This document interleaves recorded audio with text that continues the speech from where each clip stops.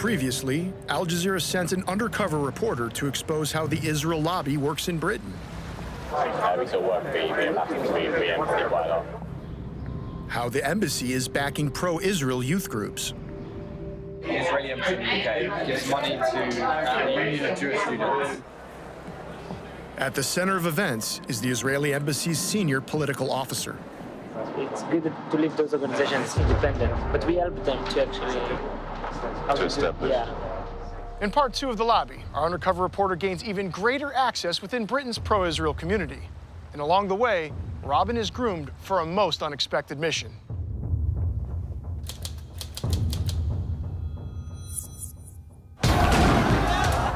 Following decades of violence, a new challenge has emerged to Israel's occupation of Palestinian lands, called BDS. BDS is here to stay! That's the global movement to boycott, divest, and impose sanctions on Israel and expose it as an apartheid state. The Israeli government has responded with a campaign to rebrand the country's image. The reason we should fight BDS is because it's wrong. It's a moral outrage. It's an operation run by the secretive Ministry of Strategic Affairs. They recruit mainly former intelligence officers. Its main task is to counter BDS worldwide. Using an undercover reporter, Al Jazeera's investigative unit exposes Israel's clandestine activities in London, a city that's become a major battleground. BDS campaign in many ways germinated in Britain. You'll meet the people working to challenge BDS at every level of British politics.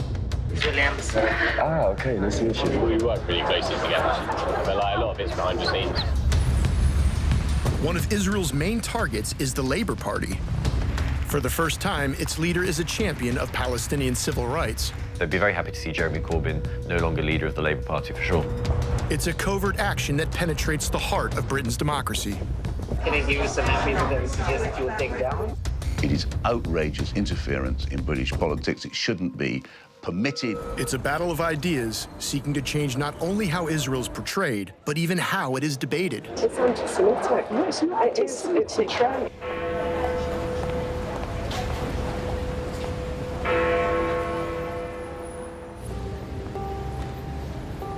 Our undercover reporter has held meetings with the senior political officer of the Israeli embassy in London. Shai Massoud wants Robin to help set up a new youth movement allied to Britain's Labour Party.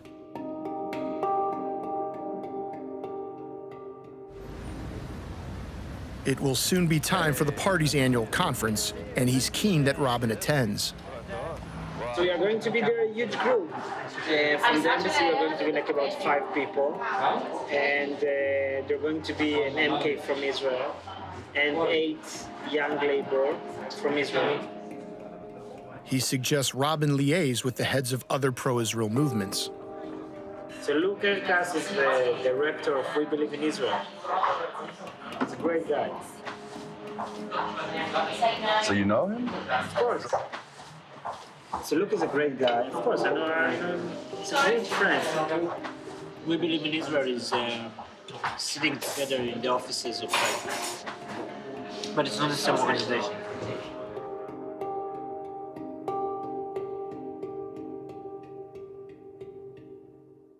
He's a great campaigner. He's one of the best in the inside, in all the party. Seriously, there's not a lot of people like him. And Luke asked him if he's keen to. Can I mention your name towards Luke? Yeah. Shai also suggests that Robin contact Michael Rubin to take forward the idea of attracting pro-Israel young people to Labour. Drop to Michael an email. And so I'm keen to do that. I just need your umbrella. And then you need a business card. That's it.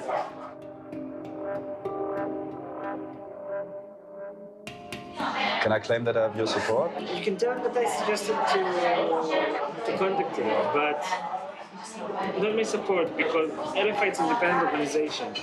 No one likes that someone is managing his organization. It's actually the first rule in politics.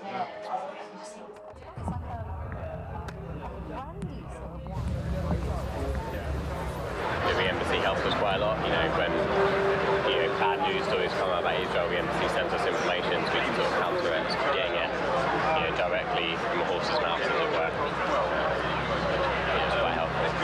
We work really closely together. But like, a lot of it's behind the scenes.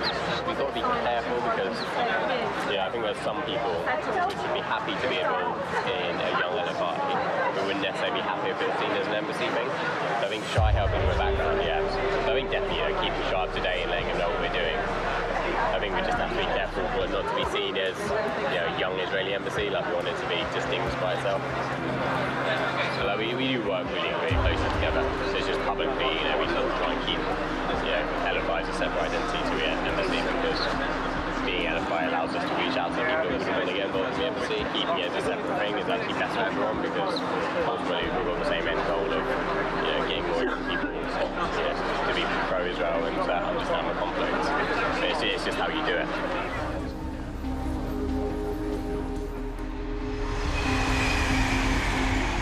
It's time for members of the Labour Party to travel to their annual conference in Liverpool. Robin sits with the Israeli delegation.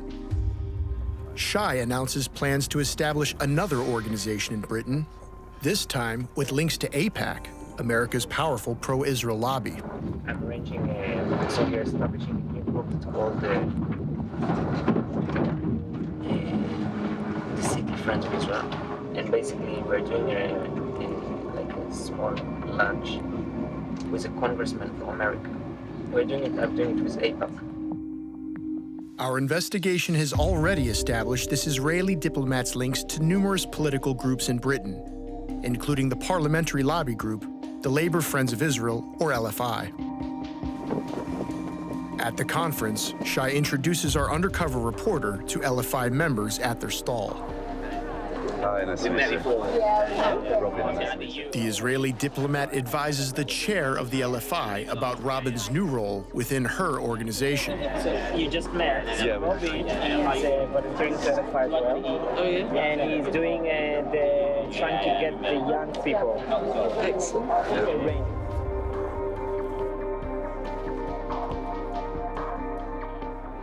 Yeah. He's trying to arrange another delegation, maybe, that's a young activist of LFI. They discuss paying for influential MPs to take a government-run tour of Israel. What happened with the names that we put into the embassy? And just now got the money. It's more than £1 million. It's a lot of money. And then, and now I got the money. So from Israel. So it's not physical. Yeah, it's improvement. And then, I didn't think you had it in your bag. The government of Israel has already budget allocated to various ministries which can use it as they like to bring foreign delegations to Israel. It's part of the information campaign, you may call it propaganda campaign. The deputy Israeli ambassador to the UK arrives at the stall and is introduced to our undercover reporter. This is Robin, is volunteering now in the LFI to bring young people to do young LFI. And he's a young baby as well. And young baby as well. I hope that doesn't mean you're getting rid of us older ones. Oh, no, it's not older baby. Would you like? Oh, sorry. Shai networked with pro-Israel labor activists. He offered assistance to the Jewish Leadership Council, an influential umbrella group of Jewish organizations in Britain. And he told me that there is a couple of things that you asked Jill to arrange. So they wrote so I did to them a draft schedule.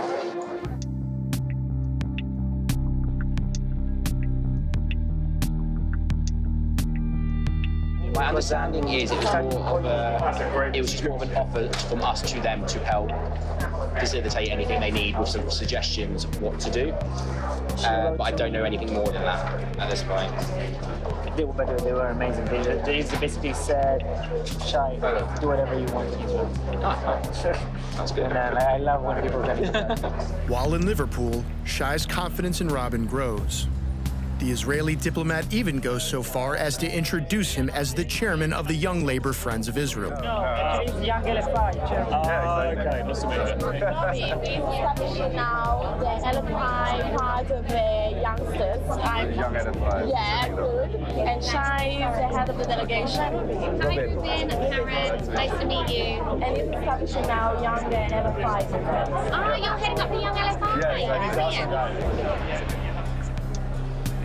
Robin learns that pro-Israel activists are planning to attend a meeting organized by the Labor Friends of Palestine and the Middle East, the LFP-ME. On the way, he spots Luke Akehurst, the prominent pro-Israel operative within Labor, who Shai had told Robin to contact. Excuse me, Mr. Akehurst. Hi, I'm Robin, the guy setting up the Young LFI. Oh, Robin. Yeah, he was quite vociferous. Yeah, just wanted to, we have like little progress now. We have the first signing up, 22 people on the mailing list. Yeah, excellent. Are you going to any events? To the LFPME thing? Yes, I am, yeah, because I need to take notes on it. Oh, you're going to write something? No, just for internal providers. It becomes clear that as well as Akehurst, other pro-Israel activists will be discreetly recording the event. There's the Labour Friends of Palestine East 1 and 230, which I'll be going to. So I need to charge my phone up so I can get some more recordings. Ahead of the Palestine event, one member of the Israeli delegation contemplates wearing a T-shirt promoting Israel. That's great. She's dying for some action. Yes, it's good. I wouldn't if I were you. You wouldn't if you were me. Well, I mean, Akehurst is going to write a report anyway. These are our spies. Oh, right. Which is why you can't wear that T-shirt, because then everyone... Yeah, you know when people shout at you. Well, you know, I was an intelligence officer, so... Oh. For years.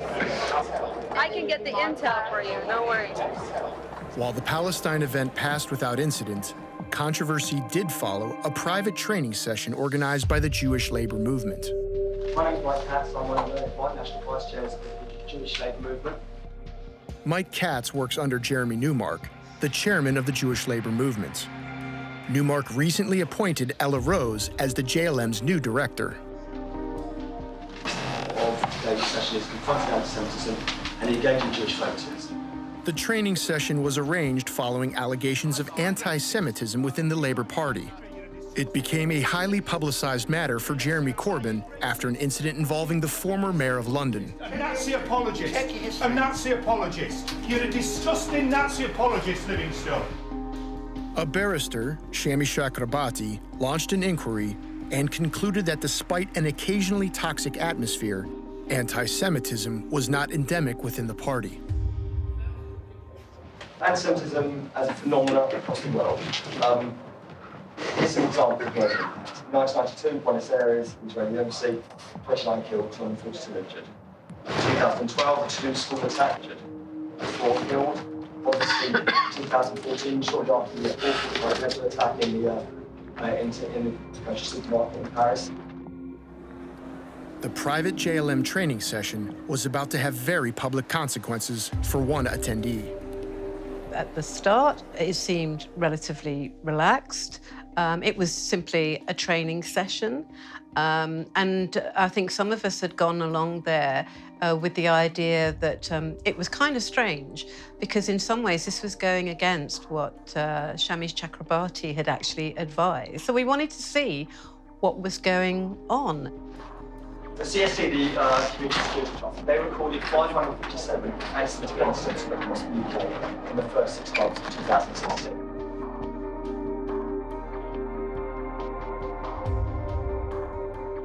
That is an 11% increase in the period in 2014. 2014 was the most anti-Semitic year on record. One member of the audience challenges how the list was drawn up. I'm wondering if I'm now going on that list, because my MP actually sent a letter to Jeremy Corbyn asking him to bar me from the rally in Ramsgate because I was an example of anti-Semitism, because his office enjoyed through my Facebook page and found an article that I'd shared by Norman Finkelstein.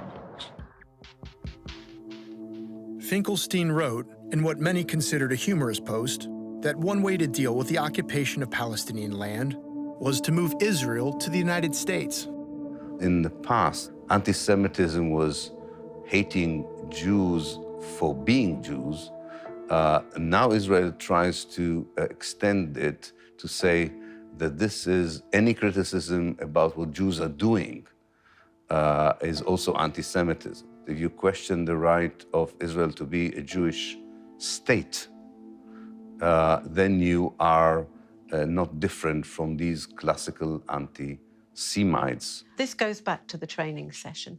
They do this by saying most Jews relate to Israel as being an important part of their identity. What you need to do is recognise that Israel is an integral part of the vast majority of Jewish communities and identity. Therefore, if you attack Israel, you are attacking their identity. You've got to create a welcome debate that is fair. I think you need to be careful with your language and about your references to the Holocaust and what you might say to actually delegitimise that right of Israel, that basic right of Israel as a country to exist. That is not appropriate. Zionism, Zion, not a term of Jews, and as in any Labour Party appropriate. Zionism is the political ideology that Israel has the right to exist as an exclusively Jewish homeland in historic Palestine. I'm Jewish, and I don't agree with the concept of the Jewish state because it gives me the right to live in Israel, whereas a Palestinian who's been displaced has less a right than me. So can you just think that's not appropriate? Are you really saying it's not appropriate for us to have a political discussion? The Jews of Europe had the right to look for a safe haven. There's no doubt about it. When they were persecuted by anti-Semitic governments and movements, and definitely the Jews had to save themselves when this anti-Semitism has turned into the Nazi machine of destruction and genocide. The question is, do people who were persecuted in Europe have the right to displace people of another place? Can the abused become an abuser? You are saying effectively that Zionism, is not open to debate as a concept, then that is really worrying. Anti-Semitism, like any form of racism, is deplorable. And my feeling about how to tackle this is for Jews to be standing boldly and squarely alongside our black comrades, our Muslim comrades, who are much more at the moment the target of racism than people at the moment we are. As well as our undercover reporter, someone else was secretly recording the debate.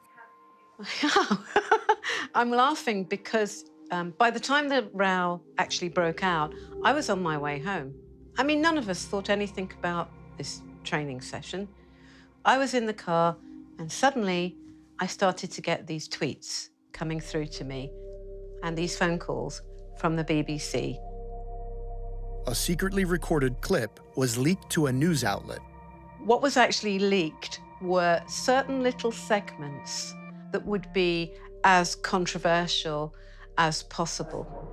In terms of Holocaust Day, I would also like to say, wouldn't it be wonderful if Holocaust Day was open to all people who've experienced Holocaust? And if the Jews...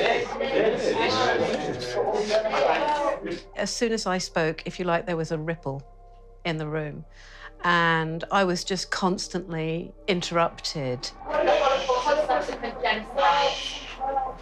actually, in practice, it's not actually circulated and advertised. It is. Can I just suggest...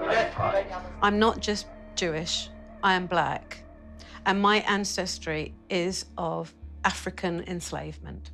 Only this year, I spoke at Slavery Remembrance Day, and I spoke to a crowd in Trafalgar Square about the African Holocaust, and that is what we call it.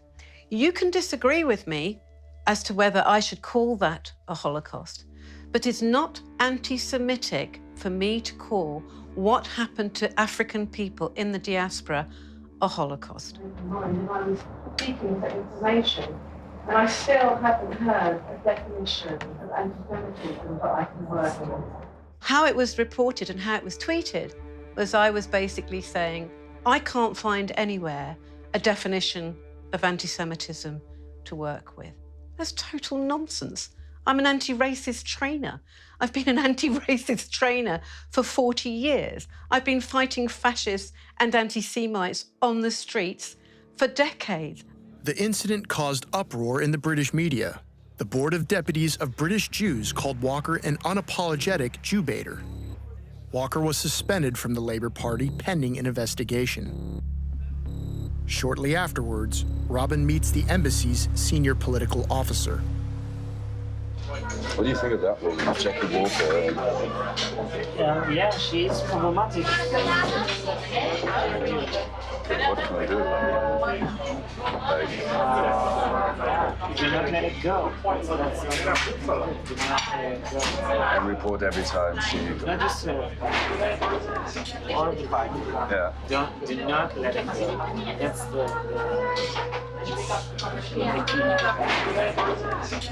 key. In recent years, there is a growing tendency within the government to smear people who are anti-Israeli or anti-Zionist also to be anti-Semite. But not all anti-Israelis and anti-Zionists are anti-Semite. On the contrary. If they accuse anybody of anti-Semitism, it's basically as bad as kind of accusing somebody of being a paedophile or a murderer, you know, and it's really hard to come back from that. All right, have a good day. Meanwhile, our undercover reporter spots Ella Rose across the road. News had broken of Ella's former job at the Israeli embassy, which had not been widely known. She's in tears because of what she considers anti-Semitic harassment. You're right. It's been a tough week. Sorry to hear that. It's all right. Essentially, Electronic Intifada released that I worked at the embassy before JLM, and Jackie Walker's been slamming me online all week, and I just had to stand in front of her. It was really hard. It was over. I'm gonna go run a rally, so you. You. The anti-Semite lot of them. Oh my God. When our undercover reporter next met Ella, she had regained her composure. I saw Jackie Walker on Saturday and thought, you know what, I can take her. She's like 5'2" and tiny. That's why I can take Jackie Walker. Charles McGrath training.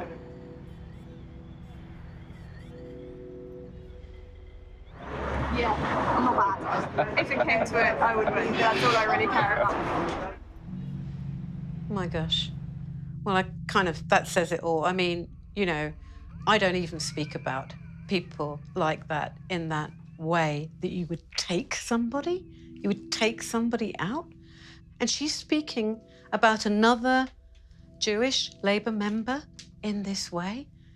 I think that's breathtaking. It's absolutely breathtaking.